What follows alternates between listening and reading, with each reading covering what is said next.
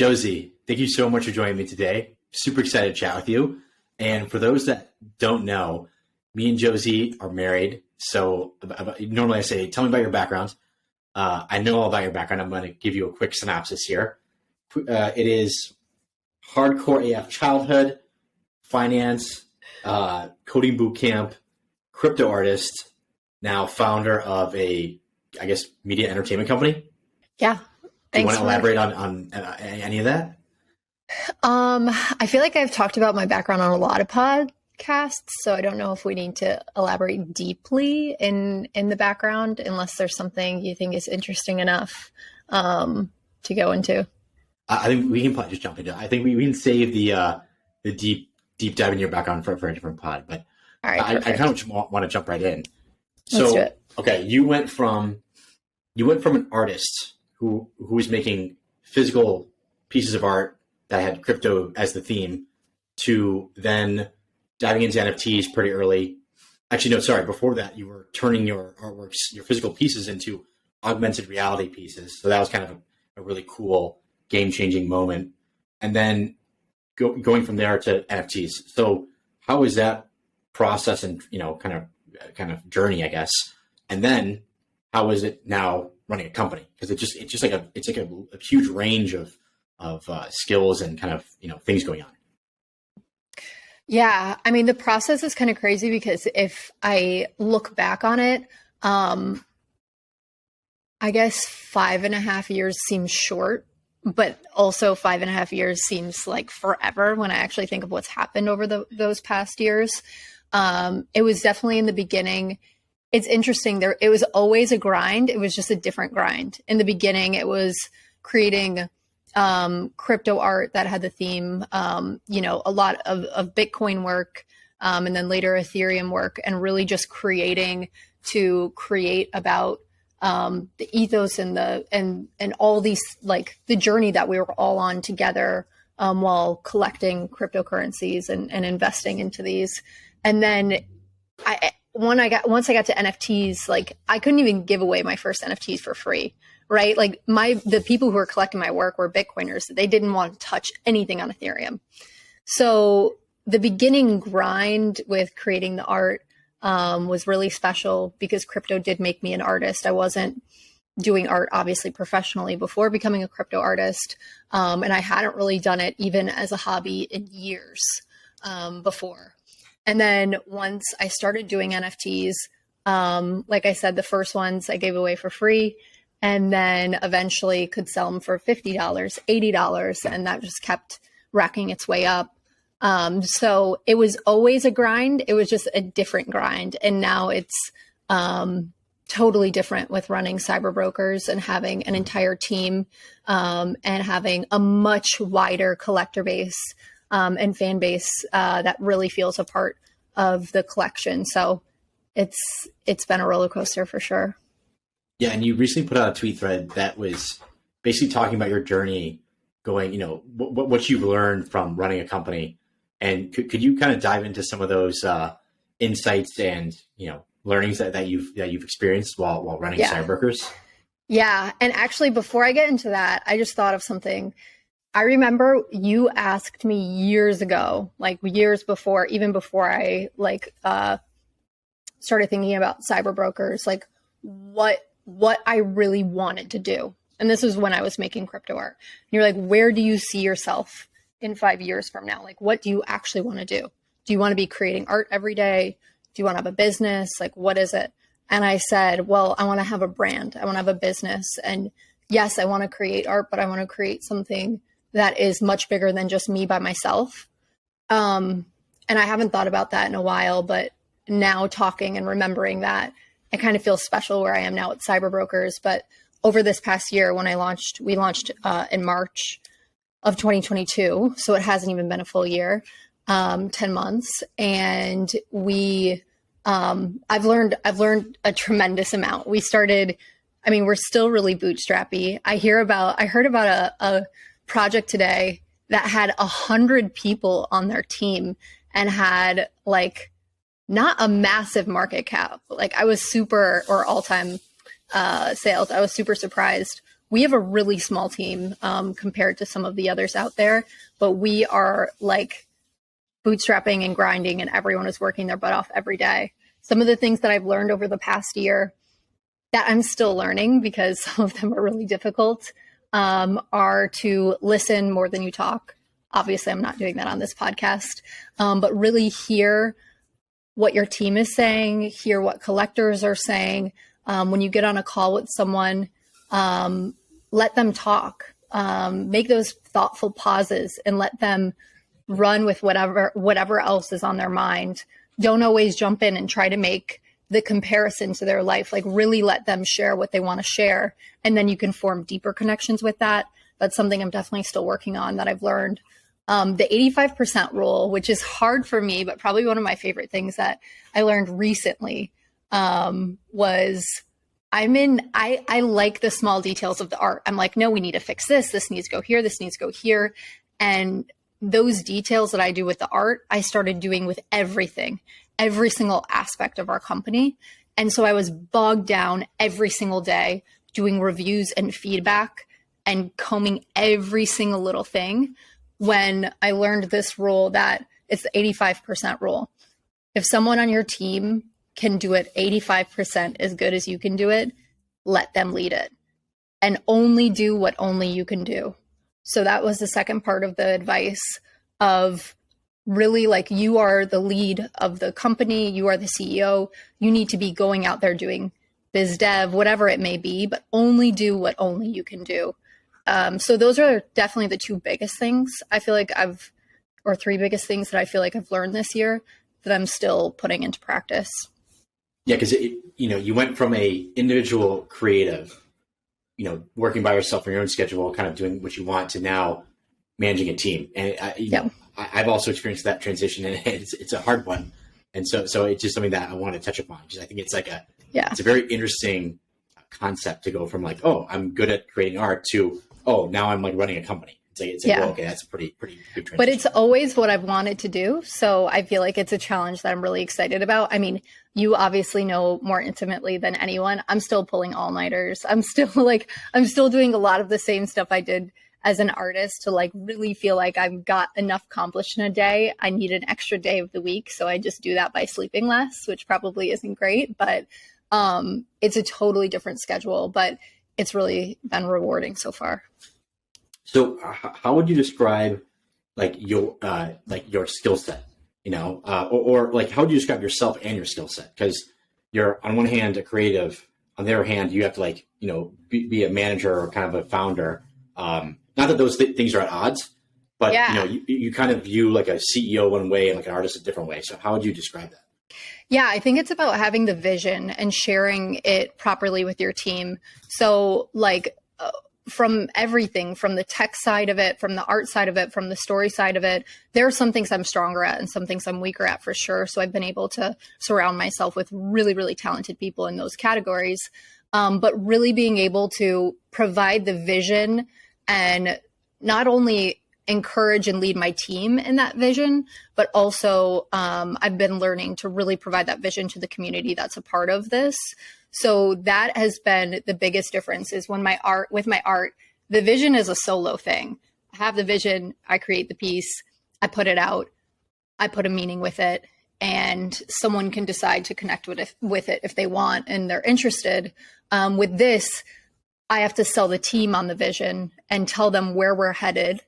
And we have to build that out for the entire ecosystem and sell them on the vision. Okay, so we've been talking about your company a lot. Like, tell me, what is CyberBrokers and why is it exciting? Yeah, so CyberBrokers is a multimedia and entertainment company. Super high level. We have our three main pillars. So we have our content. So that would high level encompass all of the world building stories, these chapters that we've been putting out, which have been really collaborative with the community, which has been really amazing. Eventually in the future, hopefully animated series, comics, all of those sorts of things in the content category. We have collectibles, which so far has been our 10,001 Cyberbroker collection. And then we also, our community members have been collecting all of these mech parts all year. And we actually have reveal and assembly for mechs right around the corner, which I'm super, super excited about. And yeah, that's a whole crazy thing we could talk about. But our collectibles will continue to expand as our universe expands in really thoughtful ways. And then we have gaming. So it's more of like, I'd say, actually, I'd probably start to brand it experiences, because that category would encompass both virtual experiences and physical experiences. We're going to be doing a lot more with physical, hopefully this coming year and next, with like IRL exhibitions or AR hunts or whatever it may be. We have some fun ideas planned there, but then also the digital experiences. So gaming, we've been teasing this a bit, but we have resources coming out, crafting coming out. So people are going to be able to make really cool items with resources that they gather along the way in our gamified thing that we're building. So that's like high level media and entertainment company. And our three main categories are content, collectibles, and gaming. And how did you land upon like media and entertainment company? Just because I feel like, I mean, I also categorize like PFPs in that category, but I feel like not many people do. So what was the thought process behind it? Because I feel like a lot of people would say, "Oh, like we're we're a PFP, like we're a PFP project," or yeah. So actually, well, when we first started creating CyberBrokers, PFP projects didn't exist or hadn't been branded yet, because only CyberBroker or CryptoPunks was out. The first like PFP wave, I guess, started with hash masks, I would say. That was huge. Yeah. But we had started working on it before hash masks. Unfortunately, it took a really long time to launch CyberBrokers for a few different reasons. One of the biggest is that I basically had to take a 6-month break because I got pregnant and super, super sick, which I'm blaming all on you. But that was, it was a long journey leading up. But anyways, the reason why I would categorize it as that is, or working backwards a little, when somebody first said IP to me, I was really confused. Like I didn't exactly know what IP meant. And then I started doing a lot of research and trying to understand like, what does IP really mean? And that's probably something silly to say, but I was like thinking and reading, I'm like, oh yeah, I want to build an IP. And I'm like, well, what does that really mean to build an IP? And then I started reading about, these stories and experiences where brands and like transcend what you're watching on the TV and a movie and really become a part of your identity. You want them kids want them on their lunchbox. They want them in their house on their sheets. Like it really becomes a part of their identity. They look up to these heroes or whatever it may be. So that got me really excited when I was learning about just what IP was and building that. And so when I was learning with that and knowing what I wanted to build with CyberBrokers, I want CyberBrokers to be a global brand that everyone knows, whether you're coming at it from the fashion side of things, both digital and physical, the gaming side of things, the content side of things with animated series. I really want it to create a brand that is global and can touch all of these different aspects with the IP that we've built. So that's why I would call it a media and entertainment company. So like if you look at Pokemon, that was a game. Look at Game of Thrones, that was a series of TV shows. Star Wars movies. What is like the core, I guess, of CyberBrokers in terms of like that concept? Yeah, it's similar in those ways that the core is the story. The core is the universe we're building, TPL for us. So the paradigm is our world, and that is the core. It's almost like that is the roots and the trunk and the base of our tree, and everything that we're building with the additional content and collectibles and everything are hanging on that tree. So that is definitely the core. Okay, so tell me about I know that you spent, I was there and I saw you were spending a lot of time on your website. And obviously seeing it now live, it's like insane. Why bother? Who cares? Yeah. Look at like Yuga, and actually Artifacts is kind of a cool one. It is confusing, but it's cool. Like, why even spend this much time and effort into a website when most people don't like care? Yeah, I mean, I'm surprised people don't care as much as they do, and companies in the space that have made like insane amounts of money haven't reinvested back in that way. We are a digitally native brand, and that means that you need to have an epic digital presence. And if you don't, I kind of think that's a lame. I kind of think it's lame, and I don't think the bigger projects who have the funding and the bandwidth have an excuse to not have an amazing digital presence for their users. Can you describe, because right now you have CyberBrokers, you're coming off Mex. What's the difference, and what do Mex do? Yeah, so Mex are our gateway to basically like what I've been talking about, gaming, right? Mex are our gateway to that. So I'm excited that there's a couple layers to it. We have Mex, which will be, you have to pilot in our universe. So right now you can pilot with CyberBrokers. You'll eventually be able to pilot with drifters. All of the choices that you make. Sorry, drifters? Yeah. Okay. So CyberBrokers are 10,001 collection. They're almost like these. The really brief backstory is that CyberBrokers were the first to come to the paradigm. They were volunteers when basically the Earth had a crazy ice age and killed off a huge population. And before all of the Earth went to shit, the government decided we need to make a metaverse. We need volunteers to load into this metaverse to, make it livable for the rest of the human race that's left. And so these were the 10,001 volunteers. Basically, we found out in chapter 4, we're way past chapter 4. So if I'm spoiling it for you, skip this 1 second, but we're way past this at this point, that all of the CyberBrokers were AI. So they weren't actually humans on Earth. And the humans that are on Earth still, the smaller portion that's left of them, are living in bunkers. It's an ice age. They're living in bunkers. They're, trying to source energy all day.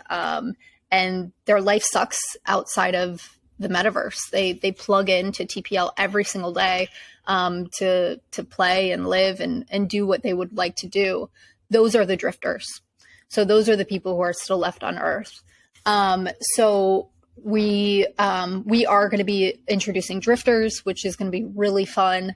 I don't know how much I want to share about that yet, but drifters are going to be what we are going to launch after Mex. And super customizable, ton of digital fashion coming everyone's way.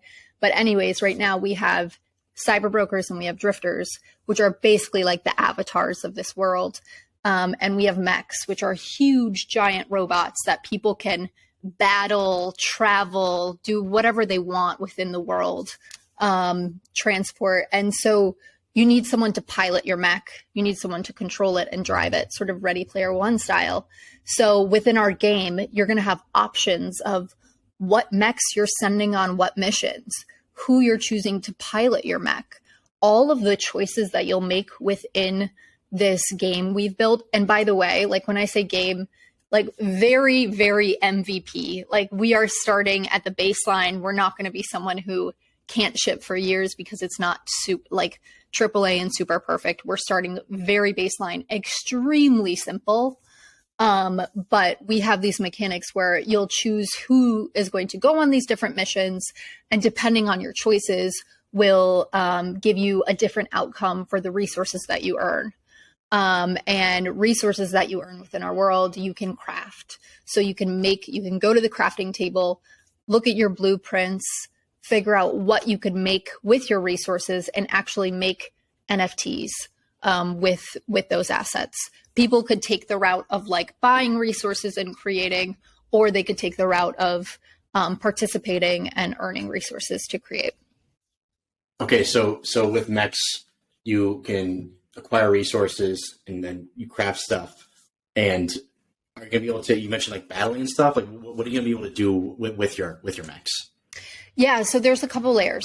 There's the layer of being able to go on missions, which, like I said, is a very MVP. Like imagine extremely simple text-based idle game. And then we have the other aspect of mechs, which is that we've built mechs fully in 3D, completely rigged, which we're super excited about, because it gives them this versatility that they could be used in all these other worlds and games. They could be used in basically any world that will accept the most standard rig that we've decided to build on.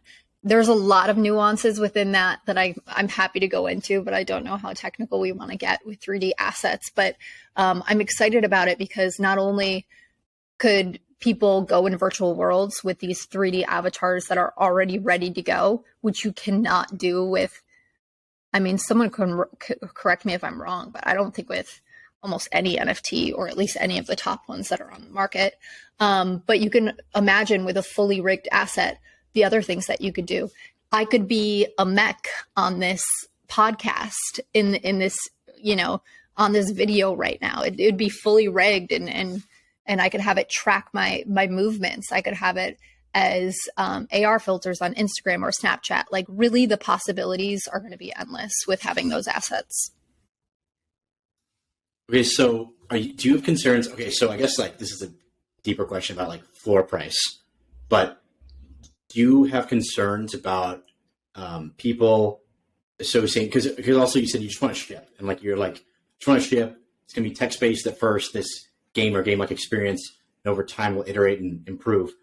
Do you have concerns that, I guess, number one, do you look at floor price and how does it affect you? Because I feel like I would figure you must. And then number two, with the mechs, if these are part of a game or experience or something, I feel like people, if you look at what's performed the best, it's like art and collectibles that have no utility in terms of a price action here. And it's because like they're not promising anything. They're like, hey, yeah, it's like this is how it is, and that's what you get. Versus this, It's like maybe the game is not as fun initially, maybe.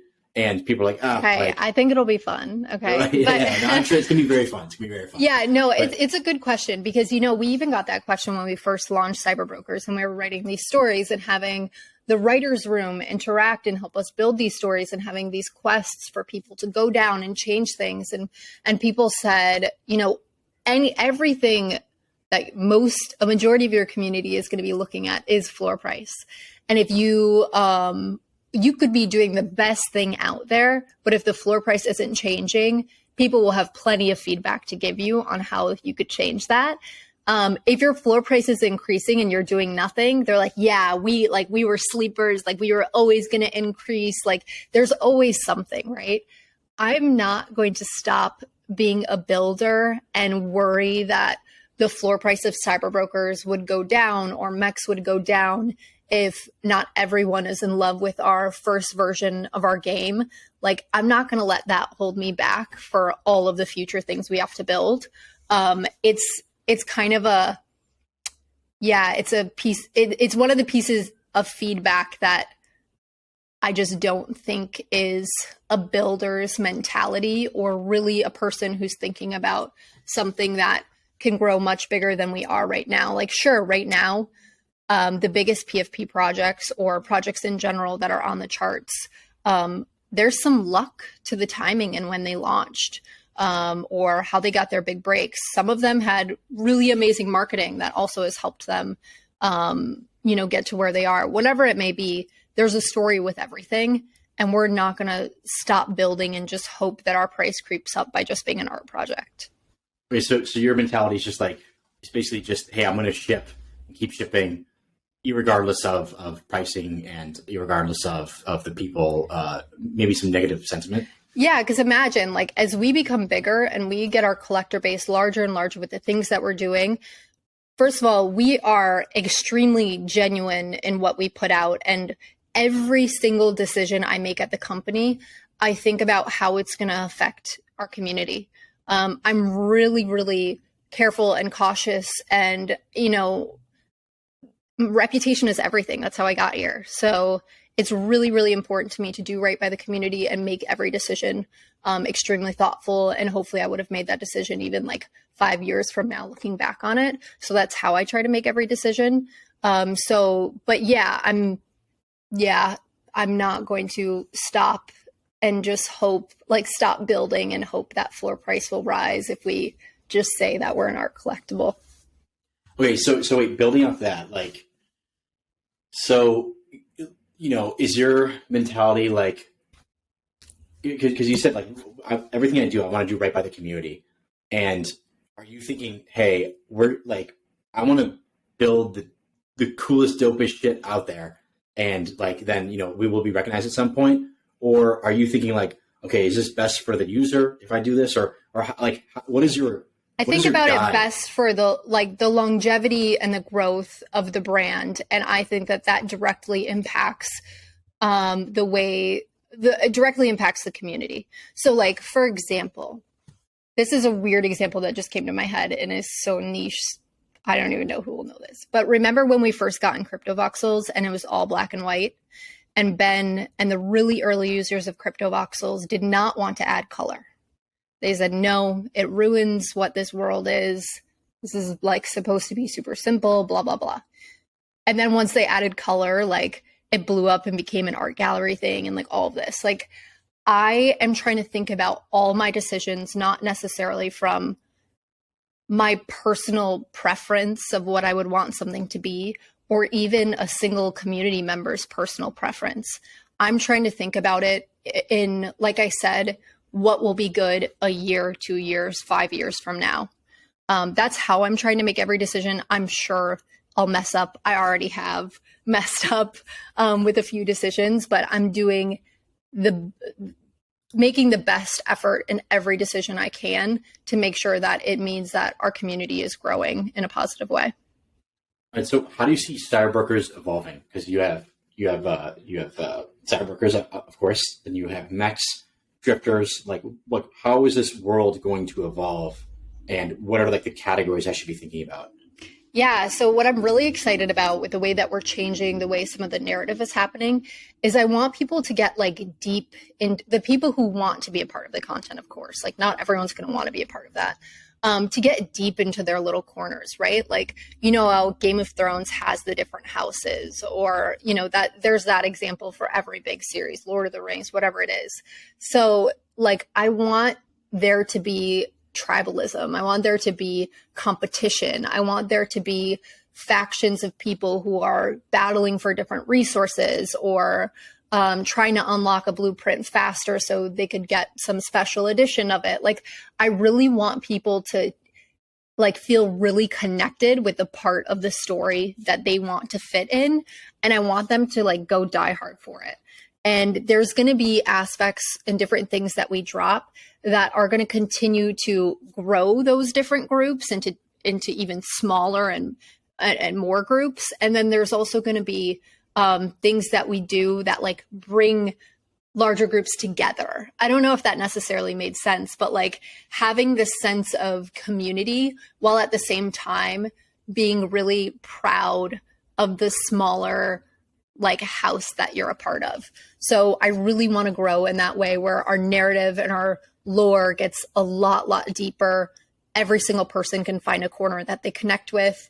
And then we translate those like that tribalism and that those people connecting to our collectibles and to our gaming, and write them in the story with different things that are happening, live from actions they make. That's how I really want to see this go. And you can imagine that you could expand that massively to merch, animated series, all of those sorts of things. So I keep hearing a lot of like Game of Thrones references. When you're looking at different IP, whether it be games, whether it be movies, whether it be, games, movies, books, whatever. What do you look at for inspiration for CyberBrokers?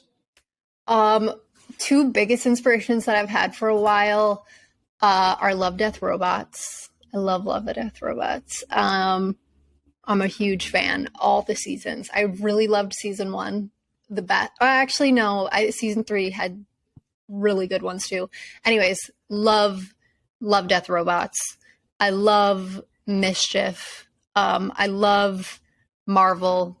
I love, it's funny because I didn't grow up with like a lot of TV or movies. So I've like in my adult life gotten to absorb all these things. I had never seen Harry Potter until I was like 2 years ago, right? I had never seen Lord of the Rings, never seen any of these. So like I find a little bit of inspiration in all of the things that I'm watching.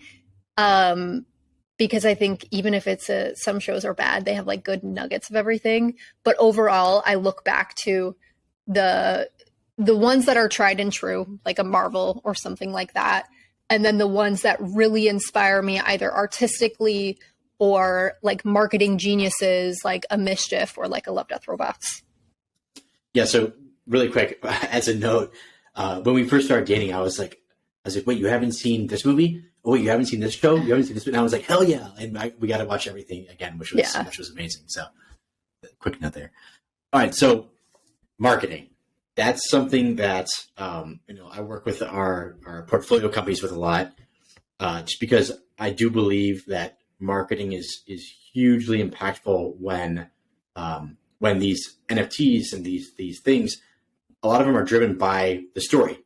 And so, and when I say story, I mean like the narrative around them. Yep. So how do you view marketing? My view on marketing has changed a lot. I mean, so my problem was that coming from a solo artist, I hated marketing. Like I never had social media until 2017 when I became a crypto artist. That's when I got social media because I had to. My art blew up on Reddit. I didn't even have a Reddit. I had to ask you to post it on Reddit for me. So you know how much I hate social media. And social media is marketing. It's marketing yourself. So I've always hated it. I've gotten more used to it and a little bit better at it. But to be honest, with my art before CyberBrokers, I was like, well, if someone doesn't like it, fuck off. Like, don't pay attention to it. It doesn't like bother me. So it was definitely a different situation on how I would market my art, because it was more of like, to be honest, a lot of relationship building and getting to know my collectors. And it was a more intimate vibe. With CyberBrokers, even though I have actually gotten to know a good amount of our community intimately in a really really special way. But with CyberBrokers, it's different. I think in the beginning, I wanted to take the route, we're building, like, we don't need to talk about it. We'll prove it. We got awards for the most innovative smart contract. We've stored the most art on chain, I'm pretty sure, like ever, like directly stored on chain, and the most robust. We've got like all of these things. We've made these technical, like jumped over these technical hurdles, over these artistic hurdles, over all these hurdles. But what I've realized over the past year is if you don't shout it from the rooftops and make sure that not only like everyone hears, but like the people who need to hear, then it doesn't matter, because you do have to play the game a bit. So I'm still getting used to that. I mean, it's funny because right now we've really started doubling down in our marketing and putting out a lot of things these past month. And our community members are really excited about it and proud and are like, yes, finally, like really good marketing. So we're getting in a better direction, but it was something that was challenging for me. So yeah, how do you market to this community? Is it just like Twitter, or is it TikTok, or is it, what is your messaging? Yeah. So obviously it's mostly Twitter and Discord right now. Spaces and things like that, but it needs to get bigger than that. It needs to be the TikToks and the Instagrams, because we want, especially with drifters and things that we're going to be introducing with digital fashion, or even the resources within our gaming. Like, we want people who are not necessarily Web3 native to join as well, because that's how the whole entire ecosystem of NFTs can grow. So that means you have to market outside of, just Twitter and Discord when you can. So we've been working on TikTok strategies and Instagram strategies and things like that. And the marketing, the voice, there's a couple different voices. It depends what platform you're on, as you probably know. So yeah, it's been a process and a little bit of testing to figure out all of those things. Okay. So what do you think about because you're talking about voices, what do you think about the astronomically high levels of hero worship in crypto? I feel like every crypto project has some founder that everyone views as like a god. And I find it interesting. And it makes sense, because a lot of these blockchains, a lot of the projects, whatever, there is no substance behind it. A lot of it is purely based off of like the hype, which, is fine. Like people, some people could say like Game of Thrones is terrible and it's all hype and the story's not worth it. Other people love it, right? So it's like on the NFT side, I get the blockchain side is a little more sketchy because like they're saying, oh, we're going to build the fastest blockchain in the world, and it's just like crap. So how do you view hero worship? And is that something that you're like, oh, I'm gonna like do this? Yeah, I think hero worship is dangerous and sticky. If you don't know, if your hero is anonymous, I think a lot of people, it's funny, we have like all of these insane things that happen with these like heroes in the space. Not everyone's bad. There's actually a lot of amazing ones that I know personally, which are all stars. But we do have this bucket of people who, because you're online and there's like it's okay to be anonymous in our space and all of that, there's a lot of people who have taken advantage of that. And we've just totally like forgotten about it. Like, I feel like no one remembers, I'm not going to name them all, but like no one remembers these massive influencers that were huge and then pulled one over on everyone. And then they scurry away for a few months and they probably come back as a different brand new hero for someone to worship. And nobody knew that it was the anonymous person that just scammed everyone a couple months ago. So like, and people, because the space moves so fast, people forget that a lot unless they were like specifically burned intensely. So I think it's dangerous. I don't necessarily always think it's bad. For example, like, do I kind of worship Robin? Yeah, he's really cool. Like, everyone should kind of worship him. Robin. I am super massive. Okay. Yeah, like he's fucking awesome. Like, yeah, I'll worship him a bit. So like or like collectors that I've known for so long that are huge people in the space. Like, yeah, sure. But I've also like, I know them personally. I feel like I've done some DD. So it's slippery. What do you think about it? I'm curious. I don't know. I on one hand, as mentioned before, it makes sense because there's not a lot to chew on. A lot of these projects, a lot of them are just based off of narrative hype and bullshit.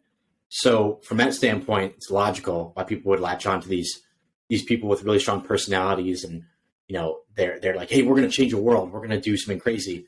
And that being said, like there is a lot of that too. Like there is some truth to this is going to change the world. This is going to transform so many industries. How many people do you think are honest that are saying that though? Oh my God. I mean, it's almost like saying like what tokens in the crypto ecosystem are actually make sense in their ecosystem, in their protocol, like less than half, right? Yeah. A lot of them are just like tacked on for no reason. So yeah, I'd say that like, I get it. It's understandable.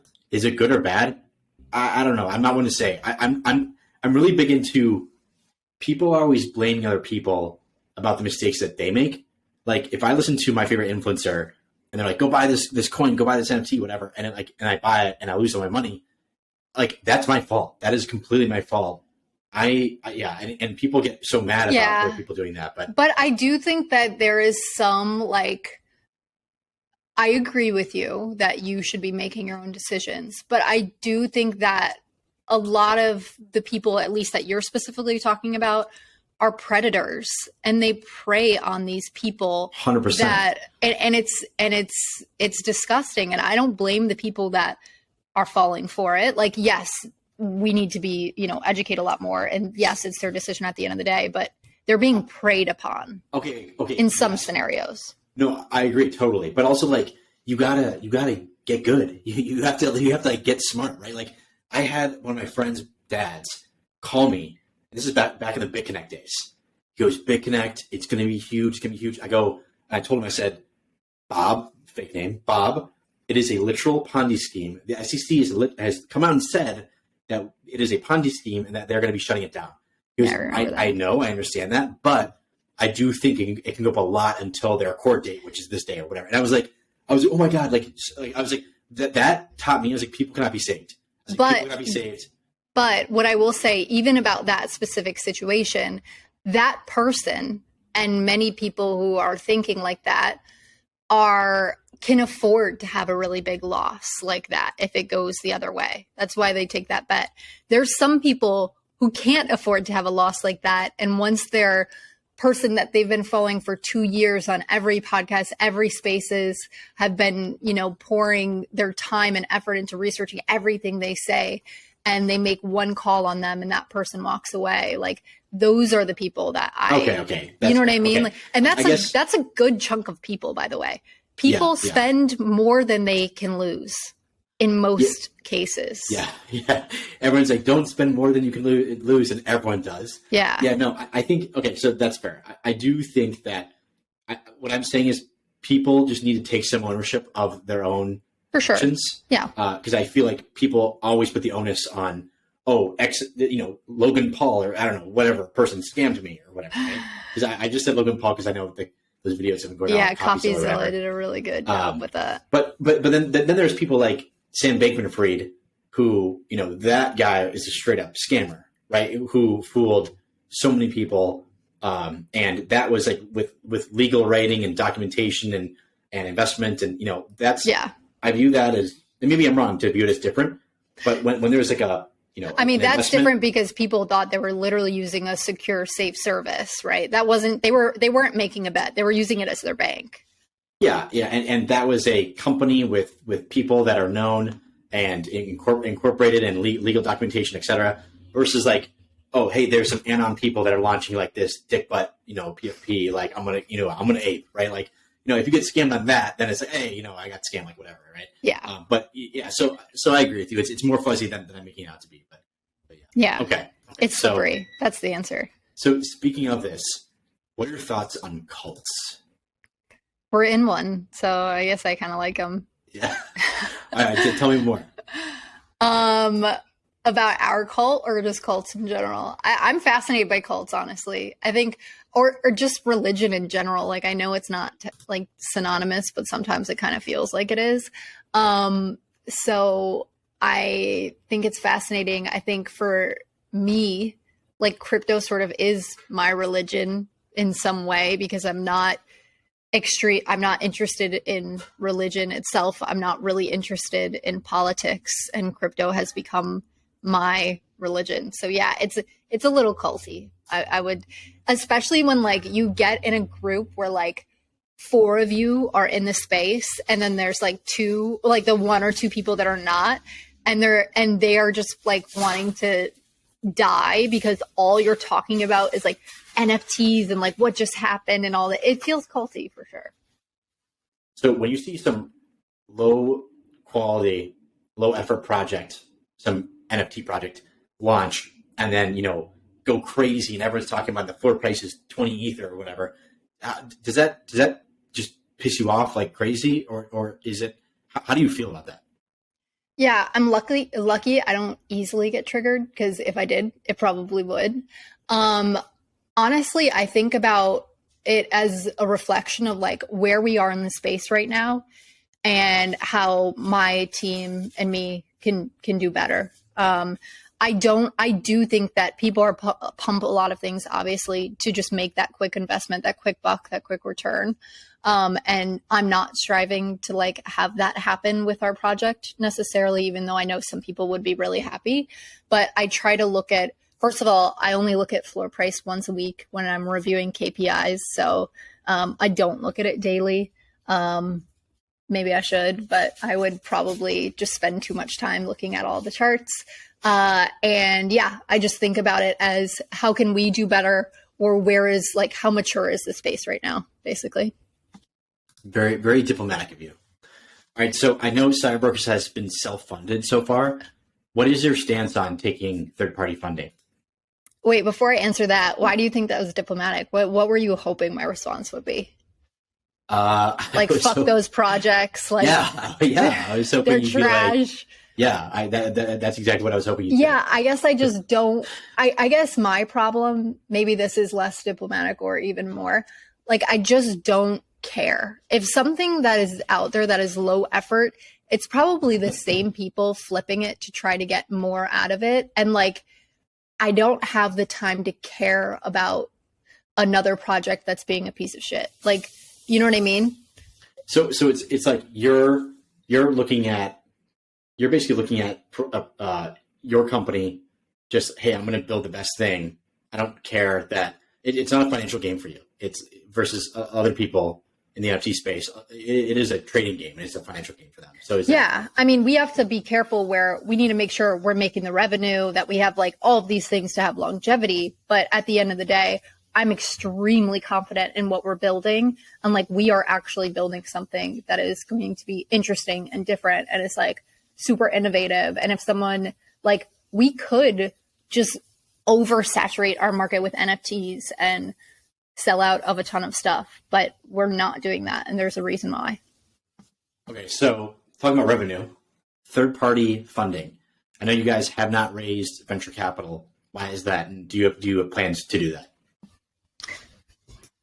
It's an interesting question, especially because of who you are and what you do in the space. I do not want to raise venture capital right now. And I've always told you, if I was going to bring someone in, like for me, it would need to be extremely strategic and like a marriage where I'm getting something really valuable out of them and it's not just dumb money. Like I would want a partnership that is super deep in one of our areas, if possible, with where I'm at now. Of course, in the future, like as we're growing, I don't want to say, oh, I'll never take funding. We could totally take funding. It would just have to be the right thing, the right time. But right now, we are totally self-funded and staying that way for the near term. For you, is it more of like a control thing? Like you don't want any third parties like, okay. So it's a massive control thing because as soon as you take money from anyone, you report to them. You have to answer why you are, I'd have to, you just, I mean, we can go into that rabbit hole if you want, but you have to answer for everything. And like I said, I have a vision and where we're headed, and we have the runway and the bandwidth to do it at this time. So right now it makes sense not to take investment. Fair. All right. So how do you see AI, in the past 6 months or, 6-7 months, we'll call it, AI has just really come out of the woodwork with all this incredible technology that allows content creation on a scale that, I mean, it's made it like 10x cheaper than ever, whether it be like text, whether it be visual images. Now with video, there's like Runway ML and some other cool companies that are working on that. How does that impact your business? Because you guys are creating stories, you guys are creating content, you guys are creating lore, and I guess games is a little bit separate, but games has some component because you're creating assets and content. But how do you view AI and CyberBrokers, broadly? Yeah, I'm really excited about AI. A few people have told me actually they're really surprised about how interested I am in AI or accepting I am of it, because I do have an artist background and I know there's a lot of concerns in the artist community with AI, which I think makes sense. It totally makes sense. It's something new and really like moving extremely fast.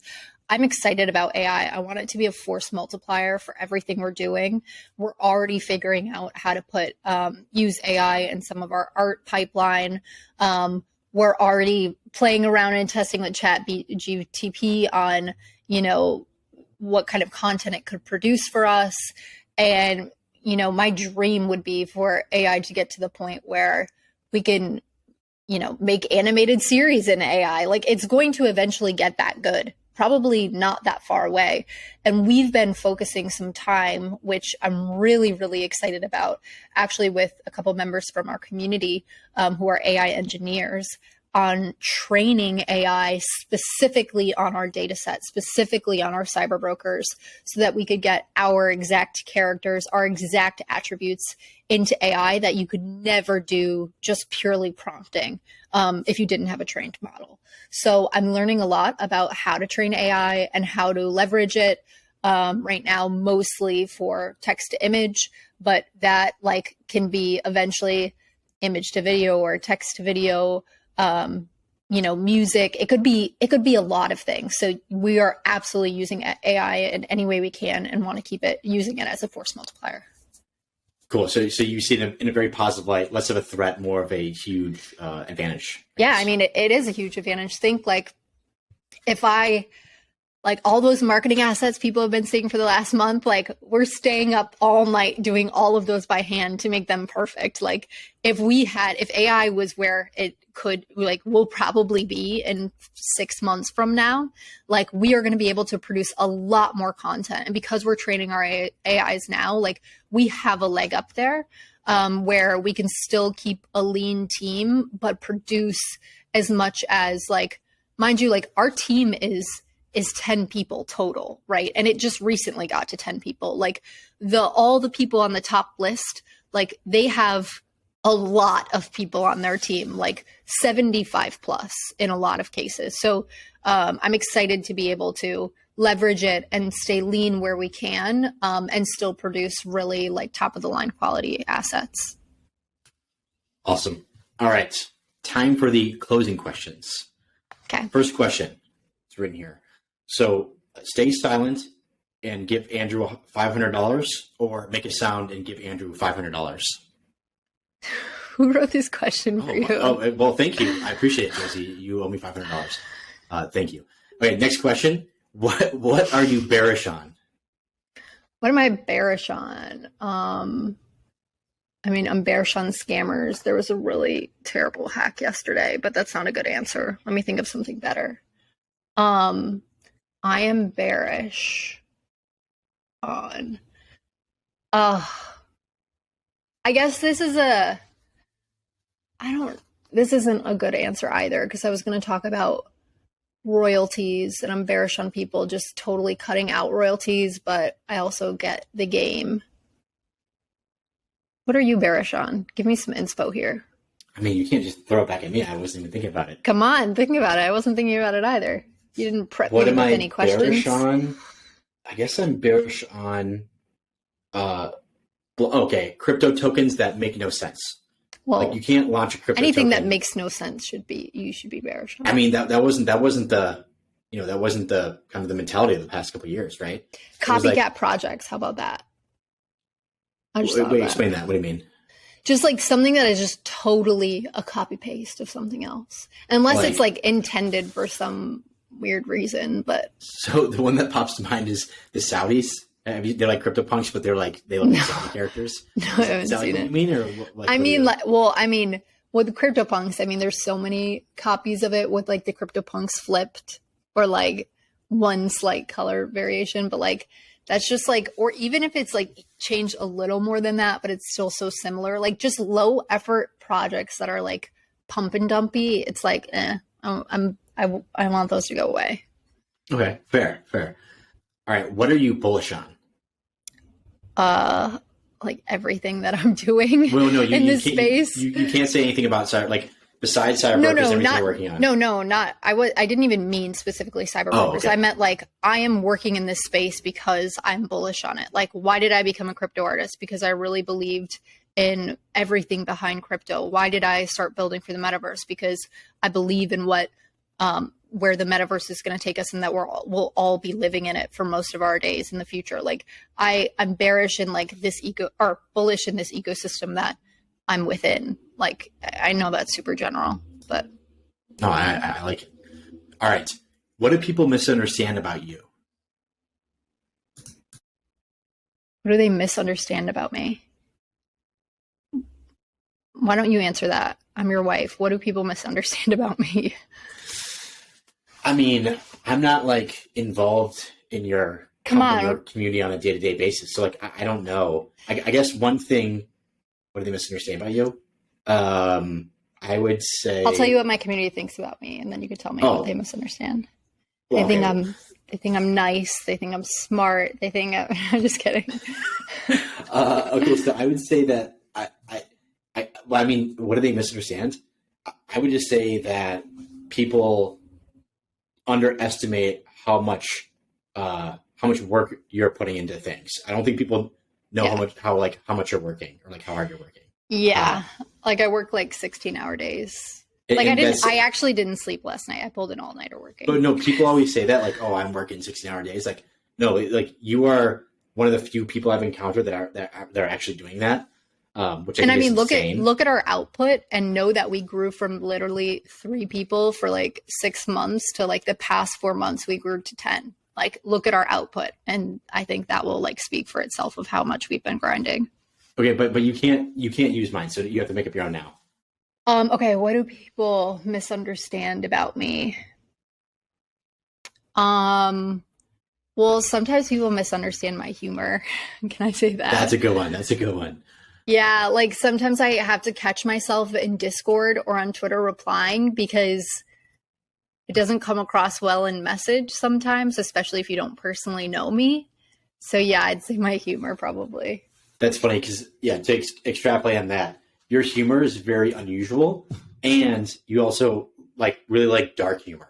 So it's kind of like it's like part of it's very weird, and but I can't like be super dark in my Discord, or maybe I can. You guys tell me if you've made it this far at the podcast. If you want me to get dark in the Discord, I don't. You guys should say no. She gets pretty crazy. No, the bad part. The reason why I couldn't is because people would screenshot and like put it totally out of context, or put it in context. You know. Yeah, like, that's true. Yeah. All right. What was your biggest failure, and what did you learn from that experience? In life, my biggest failure in life. Anything. Oh, it's a big question. We can do one life and one business. I don't know if it's necessarily a failure because I feel like it was kind of hustly, which I don't regret. It's my biggest failure. I feel like I have a lot of like smaller failures, but I'm trying to think of like a big one. I think my biggest failure was when I was younger, not putting more into like myself, if that makes sense. Like I worked a ton when I was younger, like literally had a job since before I was even a teenager, working like full time. And I was always like hustling, getting the next dollar, but I didn't really put a lot into myself of like, I never read books. I still don't read books. Like I don't know like a lot of history. I don't know a lot of science. Like I just don't know a lot of things. And so I feel like my biggest failure, which I think I can correct, is not investing enough in myself and my like absorbing and like educating myself on things. I like that one. Okay. How about business? Business. I'm just thinking of like horror stories from when I was younger. I'm trying to think of a more recent one. Honestly, I felt like, I don't know if it's the biggest failure. It's just more recent. I felt like a total failure for how long it took me to launch CyberBrokers. That felt like a fail because it was just like cooking for so long and I was perfecting every single tiny little small thing. And I think that felt afterwards like a failure, like it could have been a lot faster. So in terms of the learning from that, is your mentality now, let's just get it out the door, even if it's not perfect? No, I still don't think it's perfect, but let's still like, let's not make whatever the phrase is, perfect then, or completion, the enemy of perfect, perfect the enemy of completion, whatever it is. I don't know what it is. That is where I start using my 85% rule for things that aren't like, we're releasing a huge collection. It's like the 85% rule for everything else of like, let the team own and manage these other things that they can do, which by the way, my team does 100% better than me on many things. The 85% rule is just like I don't know, explain it. It doesn't mean that I do things 100 and everyone else does 85. But if someone can do it as good as you're going to do it, generally you let them do it so you can focus on the bigger things. So I've been really fortunate to get a lot of help in ironing out all of the smaller details that I don't necessarily need to look at like with a fine tooth comb. All right. Last question. How do you define success? The first thing that comes to my head is happiness, which I know you and I define success really differently. But yeah, happiness, I think is how I define success. I love it. That's great. I was thinking it's going to be something pertaining to business, but that's awesome.